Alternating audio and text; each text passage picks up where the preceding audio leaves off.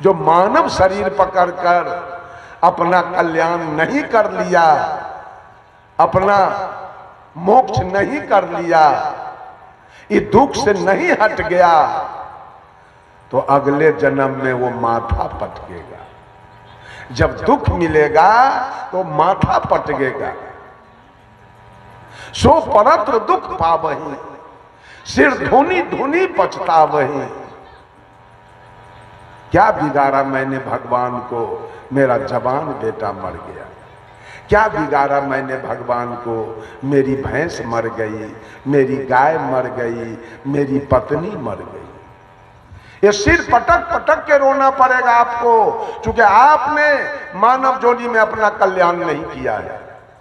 सो परत्र दुख पावही, सिर धुनी धुनी पछतावही, काल ही कर्म ही ईश्वर ही मिथ्या दोष। लोग पूछेगा क्या हाल है, तो भगवान ने हमरा पर बिगड़ल, दैवे बिगड़ल। भगवान का मुरई उखाड़ लिए है, जहां पर बिगड़ गया है। भगवान का आप गेहूं काट लिए हैं, भगवान को आप गाली दिए हैं, जो आप पर बिगड़ गया, जो आपके बेटा को मार दिया है वो। ये सब गलत बात है। आप भोग रहे हैं अपने कर्म का परिणाम, अब भगवान का नाम लगाते हैं, भगवान मेरे बेटा को मार दिया। बंधुओं, सब लोग अपना अपना कल्याण करें, सब लोग अपना अपना मोक्ष और मुक्ति का मार्ग ढूंढें। ये दुनिया यूं ही पड़ा रहेगा। राम आए, कृष्ण आए, बुद्ध महावीर आए, सदगुरु कबीर आए, अनुसुईया आई, मीरा आई, सेवरी आई। यही सूर्य था उस समय, यही चंद्रमा था, यही तारा, यही धरती, यही आसमान, यही हवा, यही पानी, यही आग। आज तक ये दृश्य पड़ा हुआ है। दृष्टा किधर गए? दृश्य पड़ा हुआ है, वही सूर्य है, वही चंद्रमा है, वही तारा है। राम किधर गए? कृष्ण किधर गए? बुद्ध किधर गए? महावीर किधर गए? कबीर किधर गए? अनुसुईया किधर गई? नर्मदा किधर गई? मीरा किधर गई? सेवरी किधर गई? दृश्य पड़ा रहेगा। जो दिखाई दे रही है नजर से वो दृश्य है, दृश्य पड़ा रहेगा। और जो देख रहा है वो दृष्टा है, दृष्टा नहीं रहेगा। दृष्टा को जाना है, दृश्य पड़ा रहेगा, दृष्टा आएगा और जाएगा। फिर आप इतना चिंता क्यों करते हैं कि महल नहीं बना पाए, प्लॉट नहीं बैठा पाए? सारे प्लॉट बैठाने वाले गए और सारे महल बनाने वाले गए। अगर अपना कल्याण नहीं किया तो महल यही रहेगा, प्लॉट यही रहेगा। आपकी क्या दुर्गति होगी। पूज गुरुदेव की जब शोभा यात्रा निकली तो गुरुदेव के गाया हुआ भजन चल रहा था। क्या गा रहे थे गुरुदेव? वह राह अकेले कटती है, वहां न कोई साथ चले। वह राह अकेले कटती है, वहां न कोई साथ चले। उस पार न जाने क्या पाए, इस पार का सब कुछ हार चले। जहां थे वो सब हार गए, शरीर तक हार के अब जा रहे हैं। आगे क्या मिलेगा इसका पता नहीं। उस पार न जाने क्या पाए, क्या मैं पाऊंगा, इस पार का सब कुछ हार के जा रहा हूं, कुछ साथ में नहीं जा रहा। ये कल्याण करने की बारी है। ये सत्संग क्यों लगाया गया? कल्याण करने के लिए। कल्याण का मतलब क्या है? एक होता है धान। धान के अंदर में क्या होता है? धान के अंदर में है, जोर से बोलिए, चावल है। धान के अंदर में चावल है, वो चावल वो धान का भात बनेगा, खिचड़ी बनेगी धान के, धान के न भात बनेगा, न खिचड़ी बनेगी, न तस्मई बनेगा। यद्यपि उसके अंदर चावल है, ऊपर से जो छिलका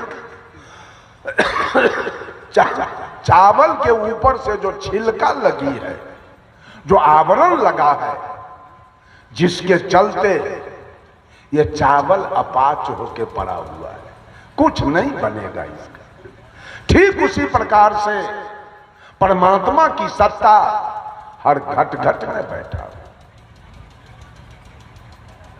जब तक वो परमात्मा की सत्ता घट में है, तभी तक ये आंखें दुनिया को देख रही है, कान दुनिया की बातों को सुन रहा है, नाक सुगंध दुर्गंध ले रहा है, मुंह बोल रहा है, खा रहा है, त्वचा स्पर्श कर रहा है। जिस दिन परमात्मा की सत्ता काया से आउट होगा, ये शरीर डेड बॉडी होगा और सारे इंद्रियानी फेल कर जाएंगे। उस दिन आंख देखना बंद कर देगी, कान सुनना बंद करेगा, नाक सूंघना बंद करेगा, मुंह बोलना बंद कर देगा और त्वचा स्पर्श करना उसी दिन बंद कर देगा। हर घट में सत्ता है, लेकिन उस चावल के जैसे आपके ऊपर अज्ञानता का आवरण है, आपके ऊपर अज्ञानता का छिलका है। आप भगवान के खोज में कहां कहां दौड़ लगा रहे हैं अज्ञानता के कारण। साहब कबीर ने कहा, खसम खसम बिनु तेली के बैल भयो रे, खसम बिनु तेली के बैल भयो। पूरे दुनिया के औरत मर्द को सदगुरु कबीर ने तेली का बैल कह दिया। ये सब तेली के बैल है। क्यों? पहले के जमाने में तेली के यहां कोल्हू हुआ करता था, उस कोल्हू में एक बैल चलता था और उसमें तेल की पेराई होती थी। वो बैल केंद्र में चलता था कि परिधि में? केंद्र में सुख है और परिधि में दुख है। तेल चुआ केंद्र में, अब बैल चला परिधि में। बैल को सुख मिला कि दुख? उसी प्रकार से परमात्मा बैठा है केंद्र में। आई दुनिया के लोग अज्ञानता के कारण बैनाथ, जगन्नाथ, भूतनाथ, केदारनाथ, हरिहरनाथ, पशुपतिनाथ, वैष्णो देवी, गंगा, जमुना, कमला, जमंगला सब परिधि का चक्कर काट रहा है। वहां न पैखाना करने का ठिकाना, न पेशाब करने का, न सोने का, न भोजन बनाने का, न खाने का, न कपड़ा सुखाने का कोई ठिकाना नहीं। सारा दुनिया परिधि का चक्कर काट रहा है भगवान के खोज में। अब भगवान बैठा है केंद्र में।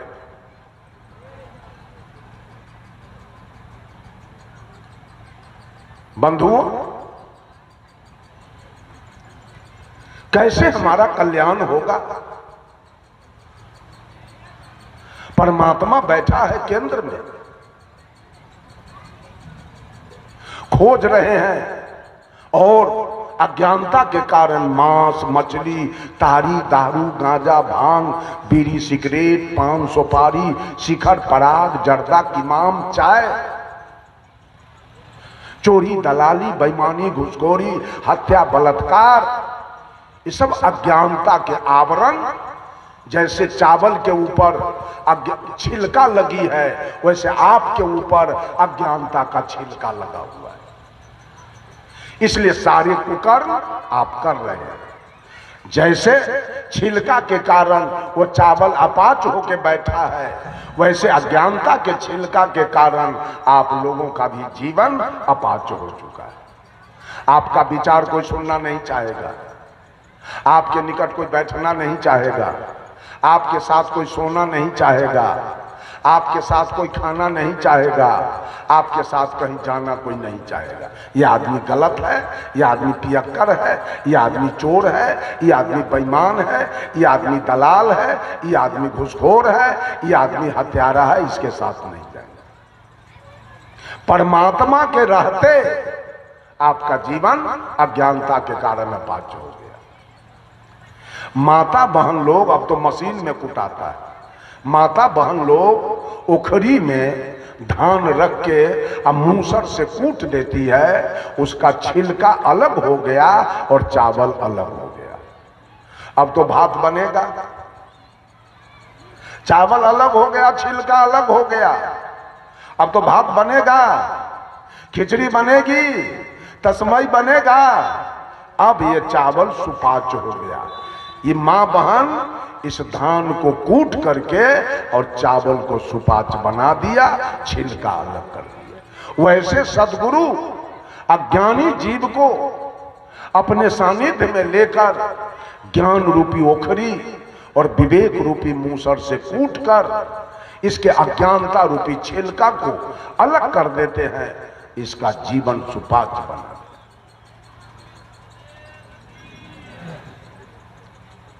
उसका जीवन सुपाच्य होता है और सुपाच्य होने के बाद उसके विचारधारा को सब सुनना पसंद करते हैं।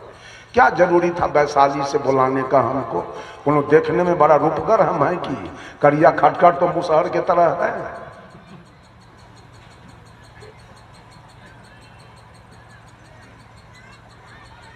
इसलिए आपने बुलाया कि गुरु जी ने मेरे जीवन को कूट करके और सुपाच्य बना दिया, मेरे विचार को सुनने के लिए।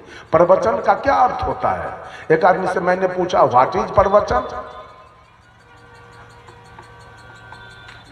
तो उसने कहा पौर माने दोषर, अब वचन माने बात, दूसरे के बात को प्रवचन कर नहीं, नौ पौर संयुक्त है, प्रवचन है। इसका क्या अर्थ? प्रवचन का अर्थ होता है परिष्कृत वचन, निर्णायक वचन, अनमोल वचन, पावन वचन, पवित्र वचन, निर्मल वचन, नापा हुआ वचन, तौला हुआ वचन, शुद्ध वचन।